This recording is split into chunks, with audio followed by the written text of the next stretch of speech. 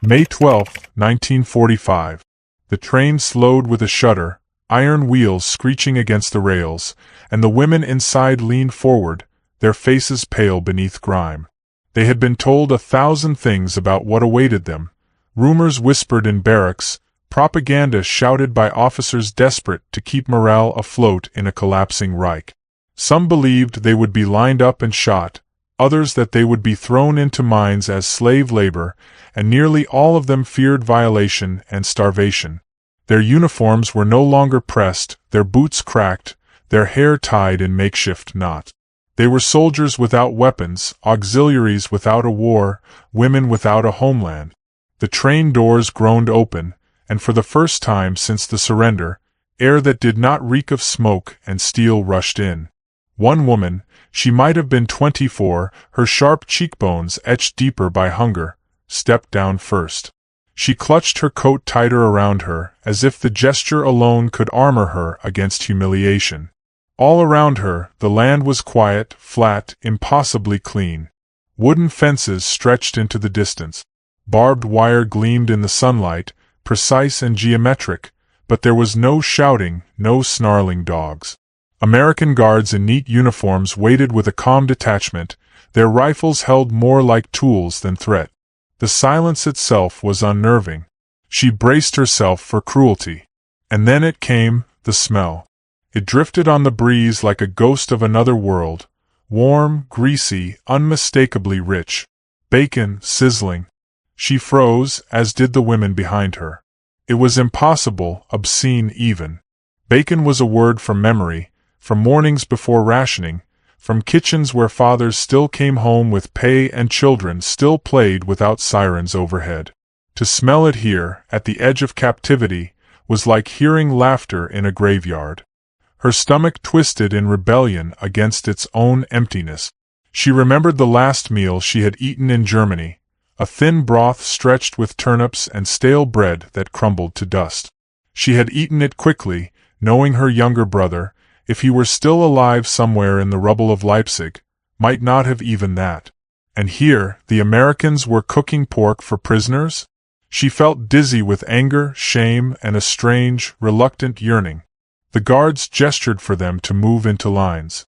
Their voices were firm but not cruel, and one even attempted a broken phrase in German. Bitte schnell. The women obeyed, each step accompanied by the growing scent of breakfast. For some, it was unbearable. One woman muttered under her breath, cursing the Americans for mocking them with such luxury.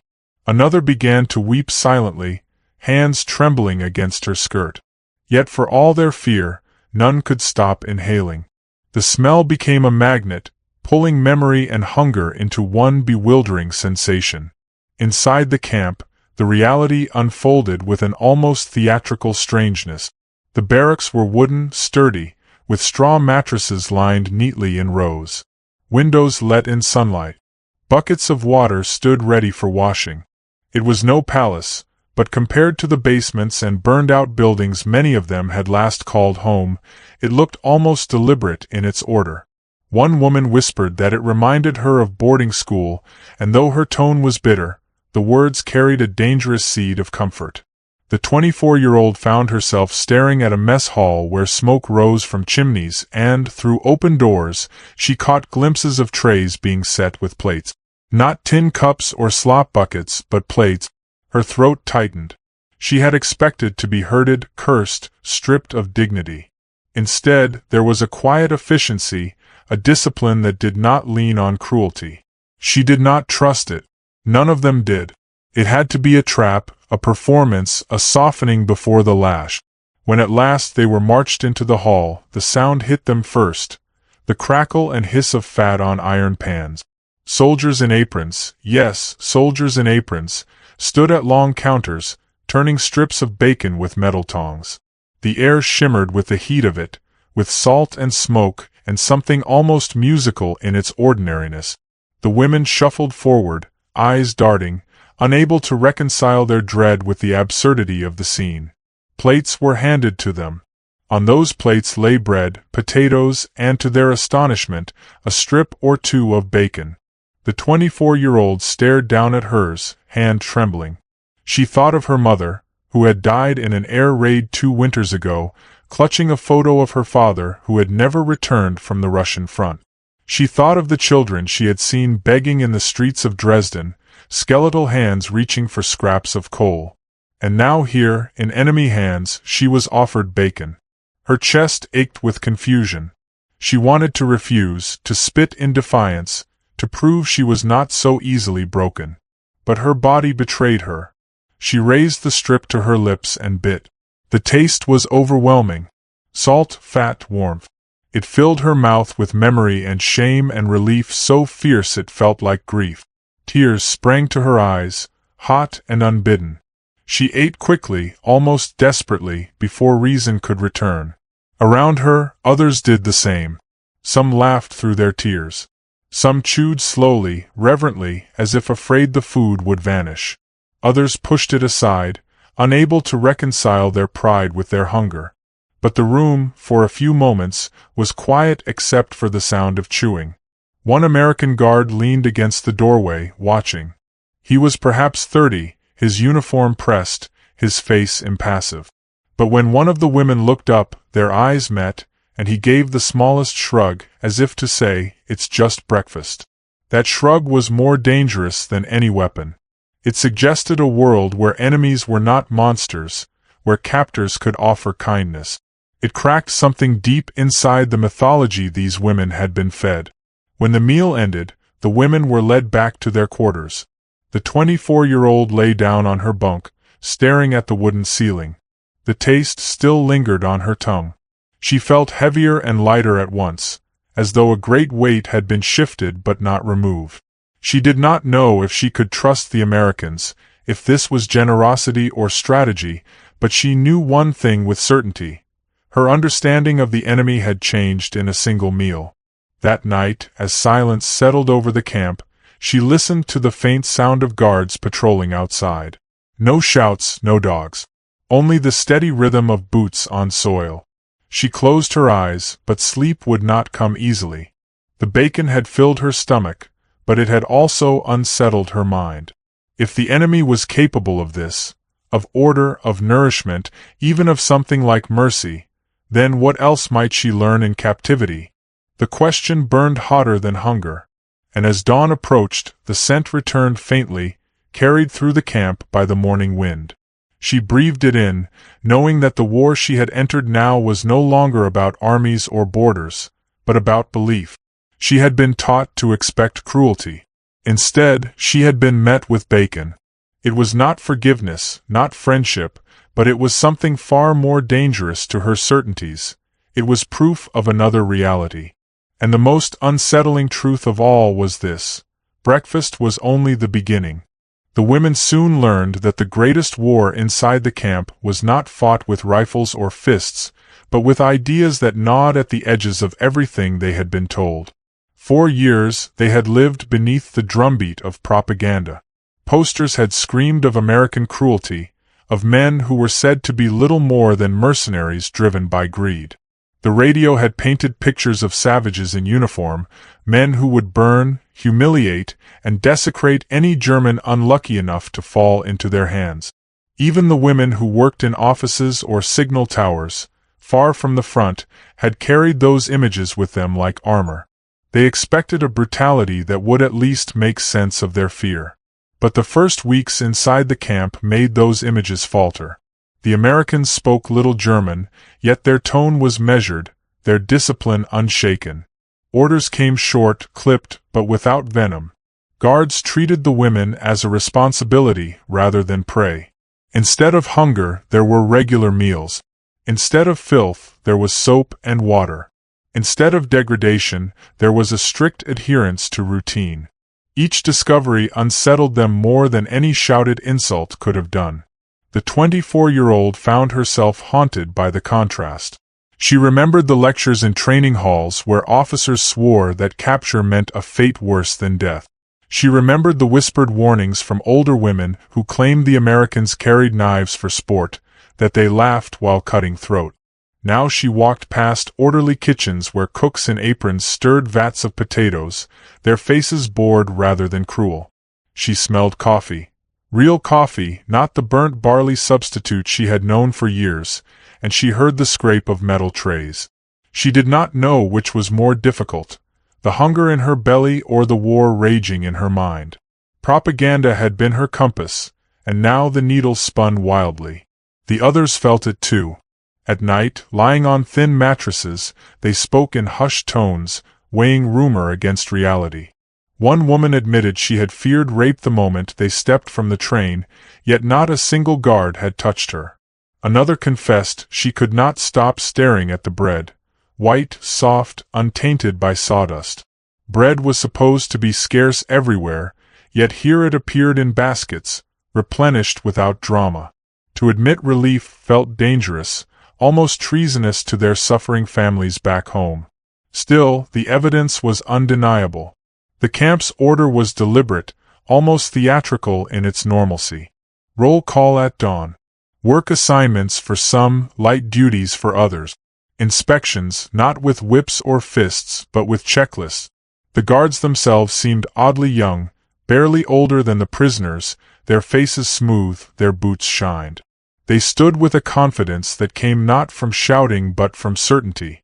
For the German women, who had lived years in a world of scarcity and fear, that certainty was as alien as it was infuriating. The 24-year-old began to notice details that gnawed at her.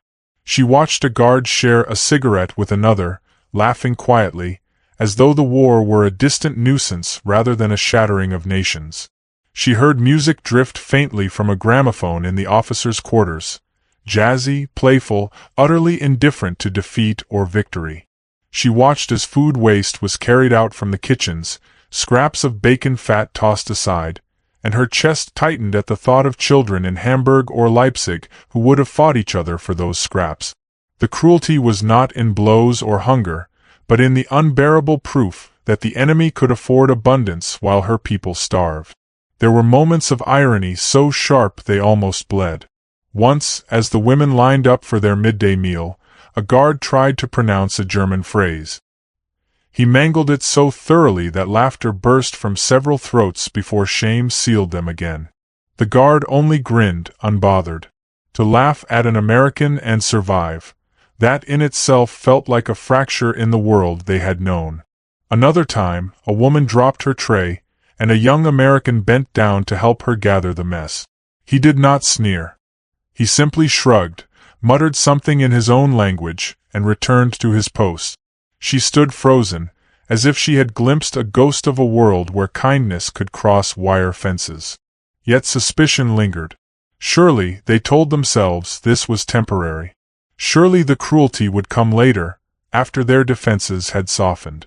Some refused to eat the bacon, tearing it into pieces and leaving it untouched, as if to prove they would not be deceived.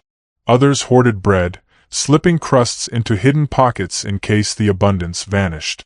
The 24-year-old tried to balance pride with survival, telling herself that to accept food was not to accept defeat. Still, each bite tasted of betrayal, both of the regime that had lied to her and of the civilians still starving across Germany. At night, the camp's lights glowed steady against the dark. Beyond the wire lay a continent in ruins, yet inside the fence there was order, routine, even safety. It was a paradox they could not untangle. Letters home, when allowed, were written carefully, sparing details, afraid of disbelief. Who would understand if they wrote, "We are eating better here than you are outside"? It would sound like treason, or madness, or both. Yet it was true. The Americans themselves seemed almost oblivious to the effect they created. For them, perhaps, feeding prisoners well was simply a matter of policy, a line in the Geneva Convention. For the women, it was a revelation that twisted the knife of doubt deeper. If their captors obeyed rules of fairness, if their captors offered food and shelter, then the image of America as a barbaric enemy crumbled. And if that image crumbled, what else had been a lie? The 24-year-old found herself thinking of her brother again. Had he died clinging to the belief that Americans were monsters? Had he gone to his grave fighting phantoms while she now ate their food and slept under their watch? The thought hollowed her chest. She could not admit it aloud, not even to the women beside her. But already, the war inside her mind was louder than the one she had left behind. And so the days passed, each meal another reminder that the old world was gone. The bacon became more than food. It was a weapon, a symbol, a challenge. It forced them to question not only the enemy but themselves. Some hardened further, swearing never to bend, refusing to smile no matter how orderly the camp became. Others softened, hesitantly, realizing that survival demanded more than defiance. The 24-year-old wavered between the two, torn by hunger and pride, shame and relief. One evening, as the sun sank beyond the wire, she sat alone, watching smoke curl from the kitchen chimneys. The scent of supper drifted across the yard, bacon again, mingling with potatoes and bread. She closed her eyes, letting the smell wash over her, and whispered a name she had not spoken since the bombing of Leipzig. Her brother's name. For the first time, she felt the truth pressing against her like a blade. Perhaps the greatest cruelty was not that the Americans beat them, but that they didn't. And somewhere in that unsettling kindness lay a lesson she was not yet ready to face. When the bell rang for the next meal, she rose with the others, stomach tightening. But what awaited them in the days ahead would not only challenge their hunger. It would confront their very beliefs, for the Americans were preparing something even more dangerous than bacon: ideas. The mornings began with the clang of the bell and the scrape of boots across the yard, but soon another sound seeped into the rhythm of camp life. The murmur of voices bent over books, the scratch of pencils against paper, the halting cadence of English words forced from German tongues. The Americans had not been content with feeding their prisoners. They wanted to teach them. At first, the women laughed bitterly when they heard the rumor. Lessons? Behind barbed wire? It seemed absurd, another trick to weaken their pride. But then the guards unlocked a long hut, cleared space, and set wooden benches in rows. A chalkboard appeared, scuffed but serviceable. Boxes of books followed, many with pages yellowed by years, others still smelling of fresh ink. What had begun with bacon was now continuing with sentences. The 24-year-old entered the classroom reluctantly, clutching her arms across her chest as though to shield herself. Around her, the other women shuffled with equal suspicion, their eyes darting toward the blackboard where an American sergeant had scrawled a single word in chalk: freedom. He underlined it twice, then smiled as though the meaning itself were nourishment. The women exchanged glances, uneasy, wary of what such a word demanded of them. The lessons began simply, with English phrases that twisted clumsily in German mouth. "Good morning. How are you? My name is—" The sergeant exaggerated his pronunciation, his voice almost playful, coaxing them to repeat. Some muttered the words with clenched jaws, others giggled at their own mistakes.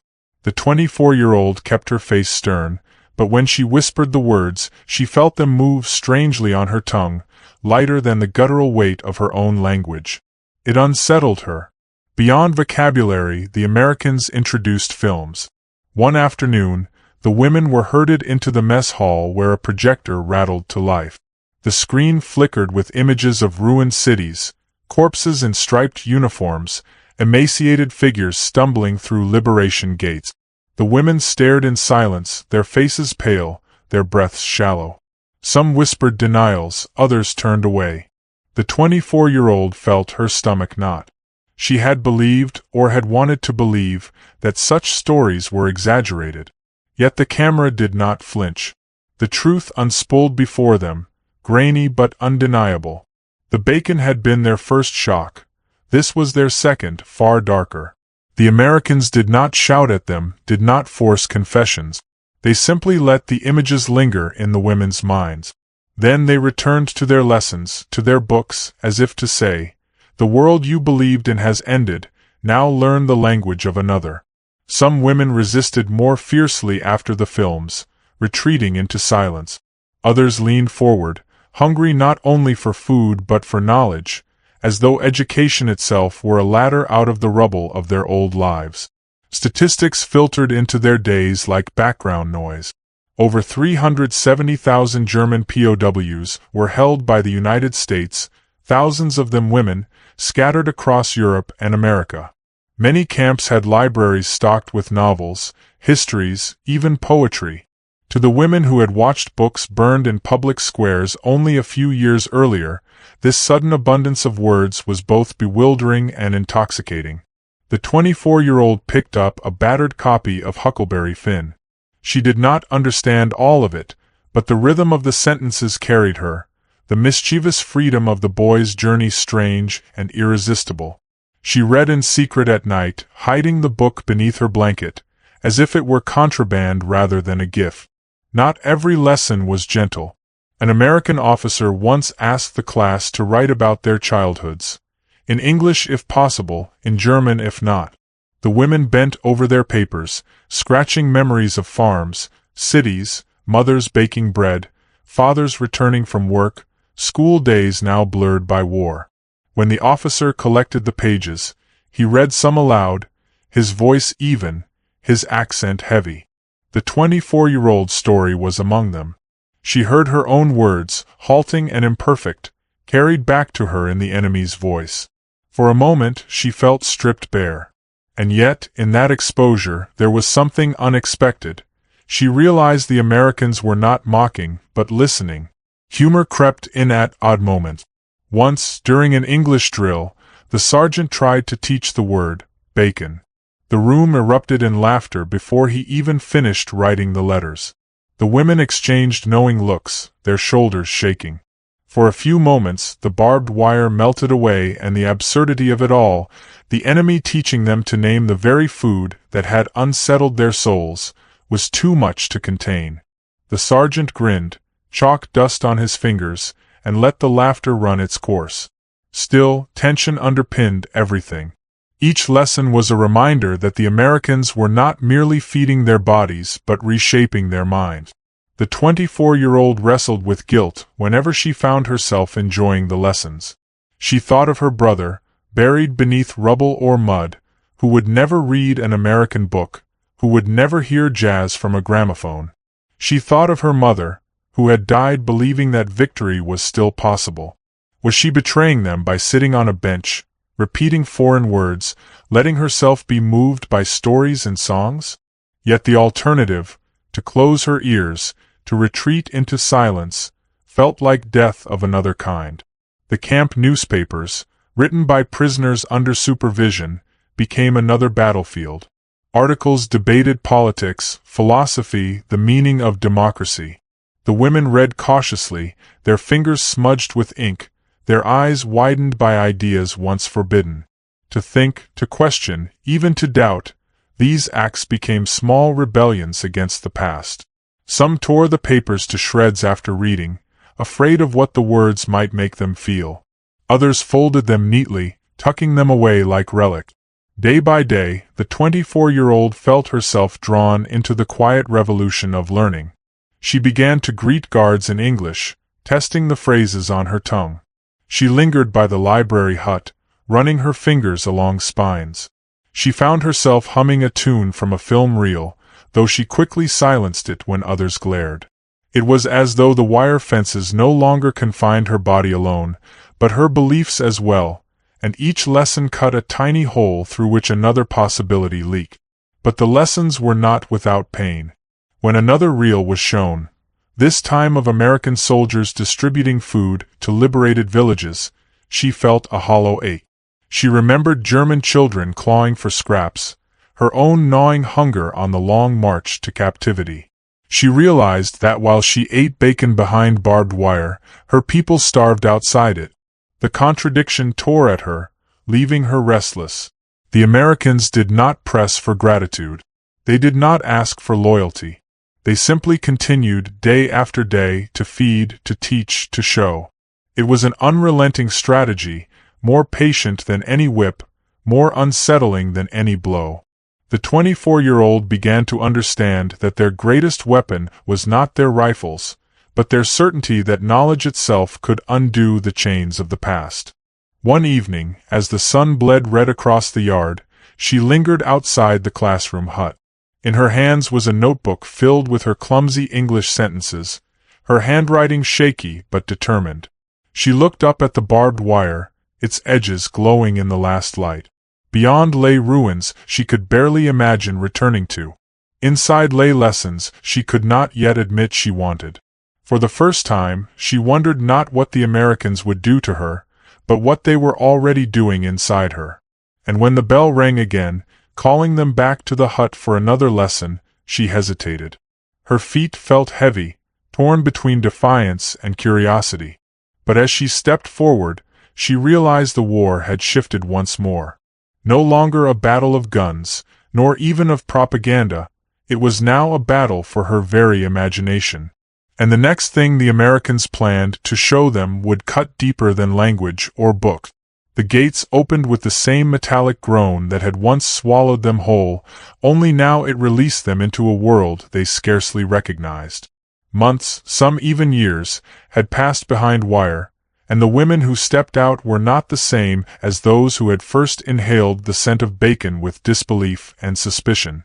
The 24-year-old adjusted the small bundle she carried. Some clothes, a notebook filled with halting English phrases, a book left behind by a kind guard, and tried to brace herself. She had survived captivity, but survival outside the fence felt less certain. The train that carried them back toward Germany was crowded, rattling across landscapes scarred with silence. Villages lay flattened, chimneys rising like broken teeth from ash. Bridges hung twisted over rivers, their steel skeletons catching the sun. The women pressed their faces to the glass, searching for familiarity and finding only wreckage. One whispered that the Americans had treated them better than their own bombed-out cities ever would. Another muttered that perhaps captivity had been mercy disguised. No one argued. Their thoughts were heavy with images of meals eaten in relative order while, beyond the ocean, their families had queued for hours for turnips and black bread. When the train stopped, the 24-year-old disembarked into chaos. Crowds surged, faces gaunt, eyes hollow. Children clung to mothers' skirts, their cheeks sunken, their voices small with hunger. She stood still, heart pounding, overwhelmed by the cacophony of need. For a moment, she longed for the regimented lines of the camp, the certainty of meals, the predictability of bells. Shame pierced her at the thought. Freedom was supposed to taste sweet. Instead, it tasted of ash and absence. Her hometown was gone. Where once had stood neat rows of apartments, now only rubble sprawled, bricks scattered like bones. She found the street where her family's home had been, only to discover it flattened. A neighbor, limping and gray-haired, told her brother had never returned, her father had died at Stalingrad, her mother crushed beneath beams during an air raid. The words landed without ceremony, yet they hollowed her chest as if struck by artillery. She stood amid the ruins, clutching her bundle, the scent of bacon from memory rising cruelly in her nostrils.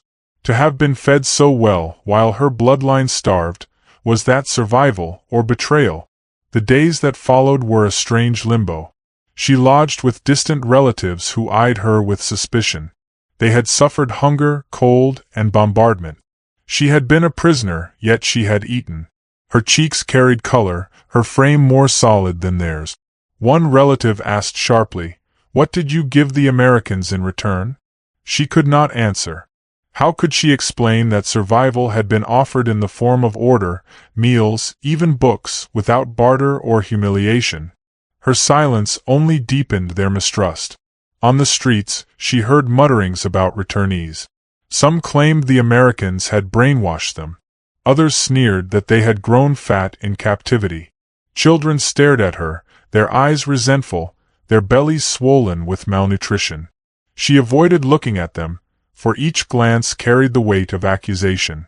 At night, she lay awake, hearing her relatives shift restlessly, wondering if they resented her presence, if they believed she carried shame disguised as strength. Yet in the quiet, the lessons returned to her. She remembered the chalkboard word, freedom, and the films that had seared her illusions. She remembered the pages of Huckleberry Finn, the reckless joy of a boy on a raft, the audacity of a story unbound by fear. These memories clashed with the ruin around her. The Germany she had come home to was not only destroyed in stone but in spirit. Neighbors muttered about blame, about revenge, about betrayal. The 24-year-old listened, but inside her, another voice grew louder, one she had first heard in the classroom hut. Still, guilt shadowed her. Each time she smelled food cooking, thin cabbage soup, burnt barley coffee, her mind betrayed her with a memory of bacon sizzling in an American pan. The contrast was unbearable. She wanted to share it, to tell someone how surreal it had been, but she knew how it would sound. Boastful, ungrateful, treasonous. And so she kept it locked inside, the taste of bacon becoming not just memory but secret, a burden too heavy to confess. One afternoon, she passed a crowd gathered around a truck where aid workers handed out tins of food. Children scrambled, women stretched out thin arms. She stood at the edge, clutching her bundle, until a man in a foreign uniform handed her a can. She stared at the label, American. The sight made her throat tighten. The war was over, yet here again the enemy fed her people. She wanted to scream, to throw the can into the rubble, but her hands would not release it. She carried it home, where her relatives opened it greedily, scraping the contents into a pot, praising the Americans' abundance. She said nothing, but inside something shifted. The enemy had fed her once in captivity. Now they fed her people in ruin. The pattern could not be ignored. As weeks passed, she began to write in her notebook again. Clumsy English sentences, scraps of memory, questions she could not silence. Sometimes she wrote about her brother, sometimes about her mother, but often about the camp. The smell of bacon, the silence of the guards, the chalk dust on the sergeant's fingers. Her relatives caught her once, frowning at the foreign words. Why waste ink on their language? They asked. She lowered her eyes, but in her heart she knew the answer, because it connected her to a world that had not been reduced to rubble. Slowly, she realized that captivity had not ended at the gate. It lived inside her, in the conflict between memory and reality, between propaganda and experience. She was free in body but bound in thought, torn between loyalty to the dead and the undeniable truth of what she had seen. The bacon, the books, the films, they had not only filled her but changed her. She could not return to ignorance, no matter how much she wished to. One evening, she walked again to the ruins of her street. The sun dipped low, casting long shadows across broken brick. She sat on a stone, opened her notebook, and wrote a single sentence in English. I am still alive. The words looked fragile on the page, yet they felt stronger than any uniform she had worn. She closed the book, pressing it against her chest, and let the silence settle. The taste of bacon lingered, no longer just food but symbol, both gift and curse. It had been proof of a world beyond the barbed wire, a world where enemies fed instead of starved, where words replaced whips, where books replaced commands. It was not mercy, not forgiveness, but something more dangerous, possibility. And as she stared at the ruins of her city, she realized that survival was not the end of her war. It was the beginning of another, one fought not with weapons but with memory, guilt, and the fragile hope that perhaps humanity could still be rebuilt from ashes. She rose, tucking the notebook under her arm, her steps slow but deliberate. The streets around her echoed with hunger and bitterness, yet inside her, the sizzling echo of bacon refused to die. It whispered of contradictions, of truths that unsettled, of futures that might yet be written. And as night fell, she understood with a clarity both terrifying and liberating. The war had ended, but the real battle, the one for meaning, was only just beginning.